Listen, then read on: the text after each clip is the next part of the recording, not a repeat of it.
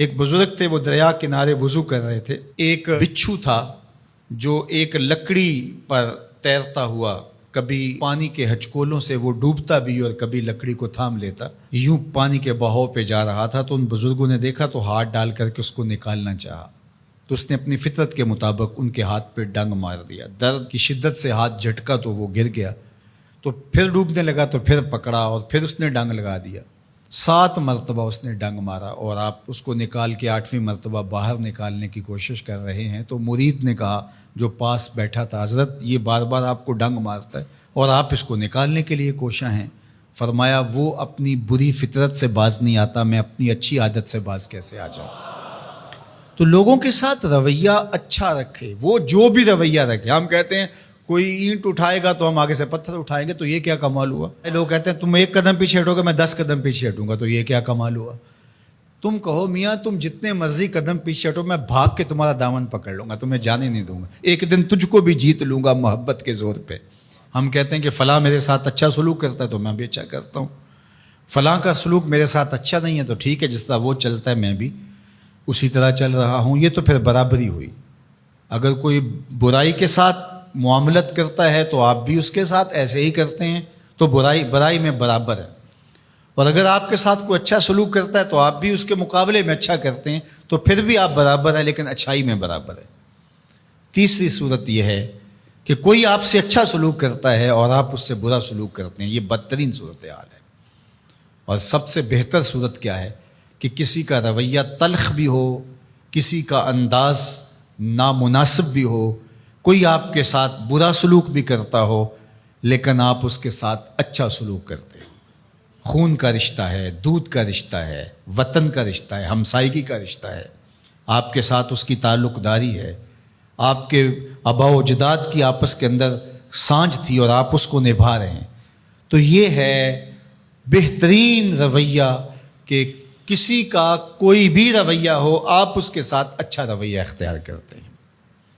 حضرت عقبہ بن عامر رضی اللہ تعالی عنہ کو حضور نے ارشاد فرمایا تھا، سل من قطعک واعط من حرمک واعف عن من ظلمک۔ اے عقبہ بن عامر، جو تجھ سے تعلق توڑے تو اس سے تعلق جوڑ، جو تجھے محروم رکھے تو اس کی جھولیاں بھر دے، اور جو تیرے پہ زیادتی کرے تو اس کو معاف کر دے، اس سے درگزر فرما۔ یہ بہترین کردار ہے جس سے ایک اچھا ستھرا پاکیزہ اور مناسب معاشرہ ترتیب پاتا ہے اور ترکیب پاتا ہے۔ تو میرے اور آپ کے آقا و مولا نے ہمیں یہ تلقین کی، بلکہ فرمایا جو یہ چاہتا ہے کہ اس کی عمر میں برکت ہو اور رزق میں اضافہ ہو، وہ رشتہ داروں کے ساتھ سلوک اچھا کرے۔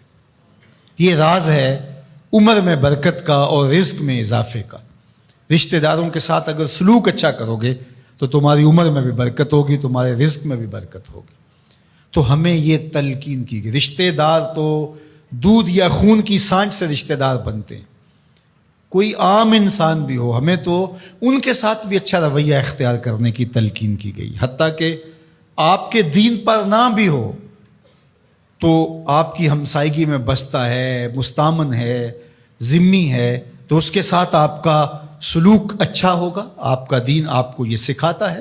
شیخ سعدی بولے، شنیدم کے مردان راہ خدا، دلے دشمنا ہم نہ کردن تنگ، تو را کے میسر شودی مقام کہ با دوستانت خلاف است و جنگ۔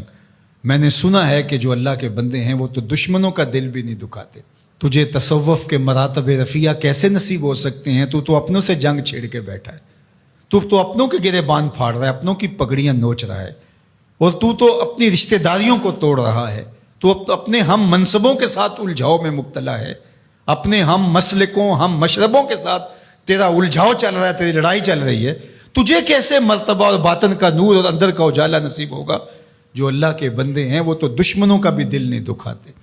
انسان تو انسان رہے، وہ تو جانوروں کے ساتھ بھی رویہ اچھا رکھتے ہیں کہ یہ اللہ کی مخلوق ہے۔ مخلوق ہونے کے ناطے سے الخلق و عیال اللہ، تمام مخلوق اللہ کا کنبہ ہے، اور اس کے ساتھ اس نے سلوک، ان کا کچھ بھی رویہ ہو۔ حضور کے غلام اور اسلامی معاشرہ، اس میں یہ کس طرح چیزیں پنپ سکتی ہیں کہ ہم نفرتوں کو فروغ دیں اور کہیں کہ نہیں ہم ایسے کر دیں گے، اس نے میری طرف یوں دیکھا ہی کیوں ہے، لہٰذا میں تو اب اس سے ساری زندگی ہم کلام ہی نہیں ہوں گا۔ تو رویوں کی خوبصورتی اور صلہ رحمی یہ ہمارے دین نے ہمیں سکھائی.